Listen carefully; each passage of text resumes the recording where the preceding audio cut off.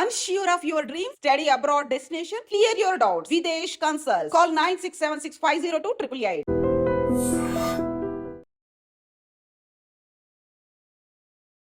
అందరికీ నమస్కారం. నేను Swaroopa Putlapalli. Welcome to trending topic.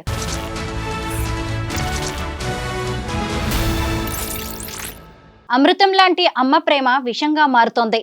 Sangareddy జిల్లా అమీన్పూర్లో జరిగిన ఓ దారుణమైన ఘటనే ఇందుకు ఒక ఎగ్జాంపుల్గా చెప్పుకోవచ్చు. ముఖ్యంగా ప్రియుడు కోసం ఏకంగా తన 3 బిడ్డల్ని చంపేసిందో తల్లి. తన బిడ్డల్ని ఎలా అయితే చంపిందో నా భార్యను కూడా అలాగే చంపండి అని ఆమె భర్త డిమాండ్ చేస్తున్నాడు. ప్రస్తుతం నాతో పాటు లైఫ్ కోచ్ రామ్ మెట్టు గారు ఉన్నారు.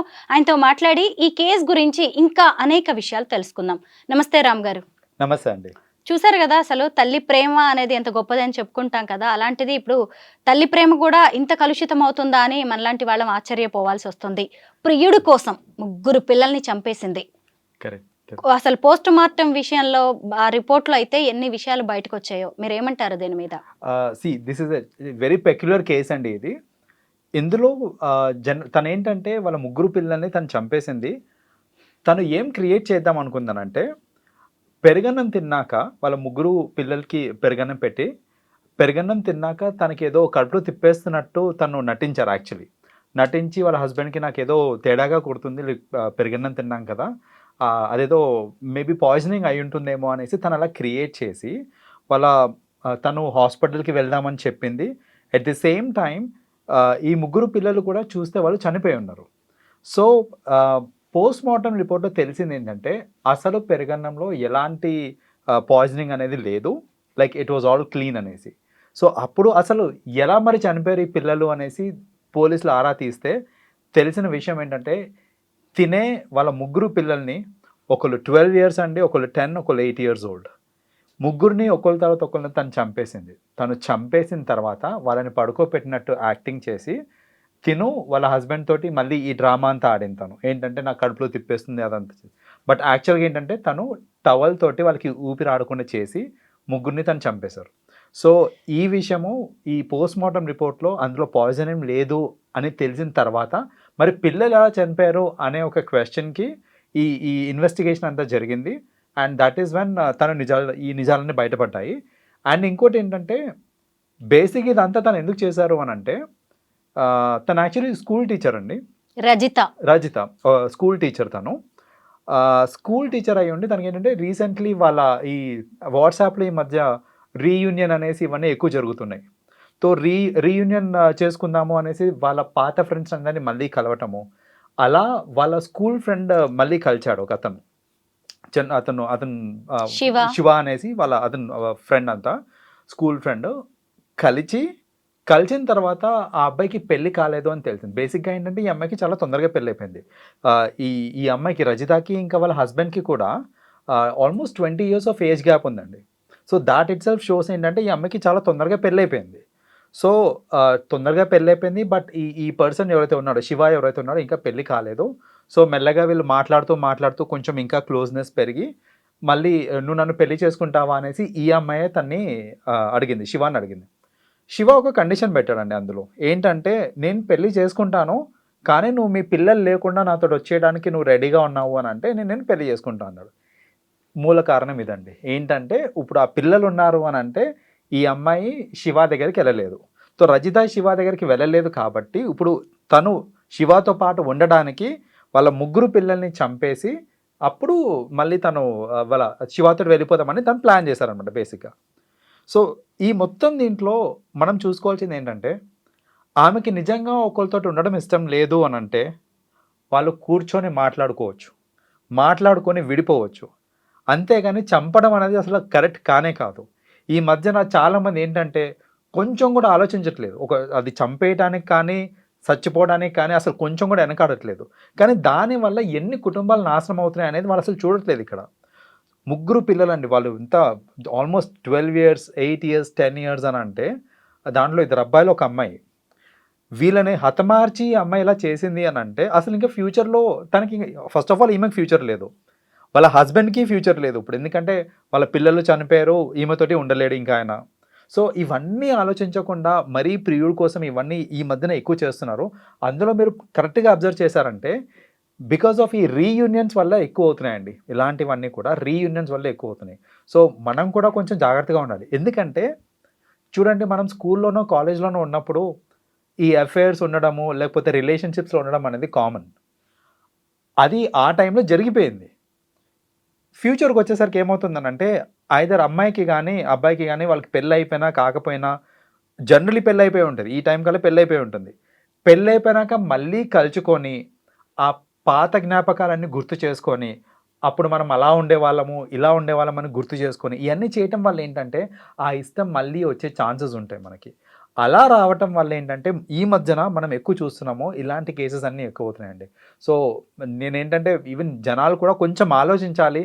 వాళ్ళ కరెంట్ సిచ్యువేషన్ ఏంటి, ఫ్యామిలీ ఉందా లేదా, ఎంతమందికి ఇంపాక్ట్ అవుతుంది వాళ్ళు తీసుకున్న డిసిషన్స్ వల్ల, ఇవన్నీ ఆలోచిస్తేనే బెటర్ అండి.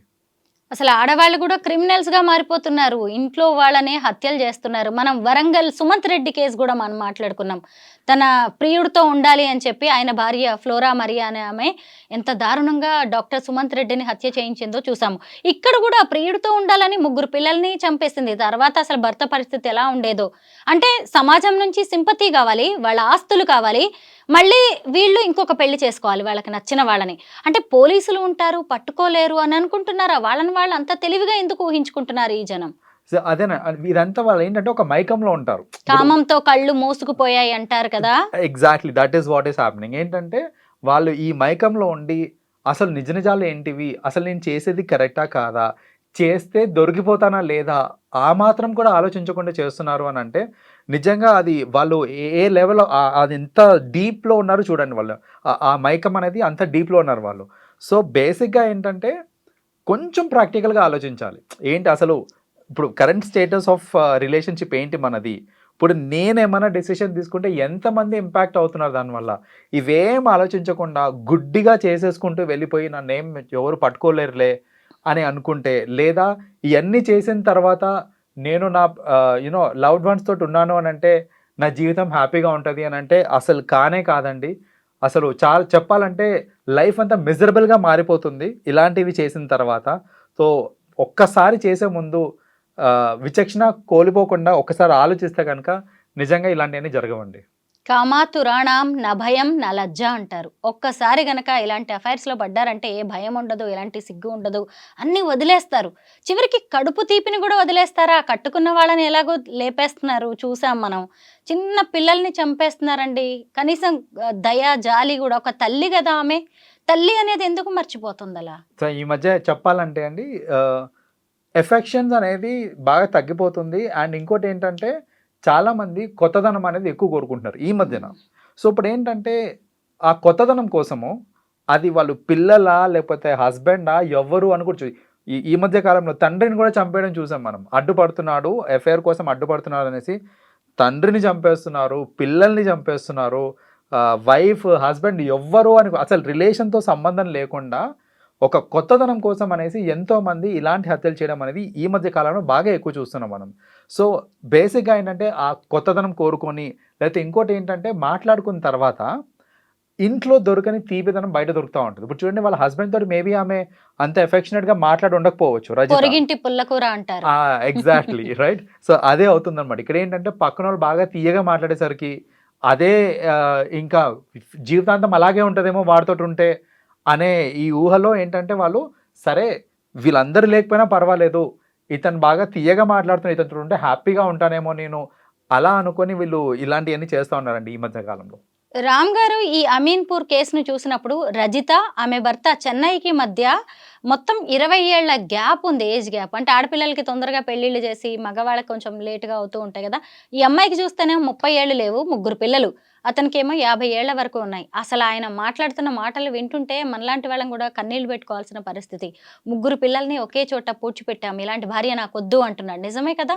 ఏ సమాజం కూడా అంగీకరించదు అలాంటి వాళ్ళని. కరెక్ట్. అయితే ఇక్కడ ఈ ఏజ్ గ్యాప్ కూడా ఒక ఫ్యాక్టర్ అండి చెప్పాలంటే. ఎందుకంటే ఒక పర్సనల్ కనెక్ట్ ఉండాలి అని అంటే జనరల్గా ఏంటంటే సేమ్ ఏజ్ గ్రూప్ వాళ్ళకి కనెక్ట్ అనేది ఈజీగా కుదురుతుంది. ఈ కేసులో ఏమైపోయిందంటే వాళ్ళిద్దరికి 20 years ఆఫ్ ఏజ్ గ్యాప్ ఉంది. సో మేబీ ఈ 20 years ఏజ్ గ్యాప్ ఉంది అని అంటే ఈమెకి మరీ చిన్నప్పుడే నాకు తెలిసి పెళ్ళైపోయింది. రెండోది ఏంటంటే ఈ ఏజ్ గ్యాప్ ఎక్కువ ఉంది అని అంటే దాని అర్థం మేబీ ఈమెకి ఇష్టం లేకున్నా సరే వాళ్ళ ఇంట్లో వాళ్ళు పెళ్లి చేసి ఉంటారేమో. సో అంత అంటే ఆ వయసులో నాకు తెలిసి ఇష్టం లేకపోవడం అనేది కూడా తెలియదేమో వాళ్ళకి. అంత చిన్న వయసులో పెళ్లి చేయడం కూడా ఒక కాజ్ ఏమో, ఒక రూట్ కాజ్ అని నేను భావిస్తున్నానండి. ఇటు చూస్తేనేమో తన క్లాస్మేట్ కి ఇంకా పెళ్ళే కాలేదు. అతను నువ్వు పిల్లల్ని అందరినీ వదిలేసి వస్తే పెళ్లి చేసుకుంటా అని చెప్పేసి అన్నాడు. ఈమె డైరెక్ట్ గా వాళ్ళని లేపేయడానికే స్కెచ్ చేసింది. అదేనండి, ఇప్పుడు చెప్పాను కదా సేమ్ ఏజ్ గ్రూప్ కాబట్టి వాళ్ళు అట్రాక్ట్ వేవ్ లెంగ్త్ అయిపోయారు, కూడా మ్యాచ్ అయినట్టుంది మ్యాచ్ ఇద్దరిది. అయింది. సో చివరికి ఏమైంది, ఇద్దరిని పోలీసులు అరెస్ట్ చేసి జైల్లో పెట్టారు. ఏం సాధించినట్టు? కరెక్ట్. సో దాట్ మొత్తం అంతా వాళ్ళ జీవితాన్ని కోల్పోయినట్టే కదా ఇప్పుడు ఇక్కడ. వాళ్ళు ఏదో కలిసి ఉందామని అనుకున్నారు, కానీ at the end of the day చూసుకుంటే మొత్తానికి ఇద్దరు జీవితాన్ని కోల్పోయినారు ఇక్కడ. వాళ్ళే కాకుండా వాళ్ళ మీద ఉన్న డిపెండెంట్స్, వాళ్ళ పేరెంట్స్ కానివ్వండి, వీళ్ళ భర్త కానివ్వండి, వీళ్ళందరూ కూడా వాళ్ళ లైఫ్ని పోగొట్టుకున్నట్టే ఇన్ వే చెప్పాలంటే. నిజమే. థ్యాంక్ యూ రామ్ గారు. కనీసం జనం ఇలాంటివన్నా చూసి జాగ్రత్త పడితే మంచిది. రైట్.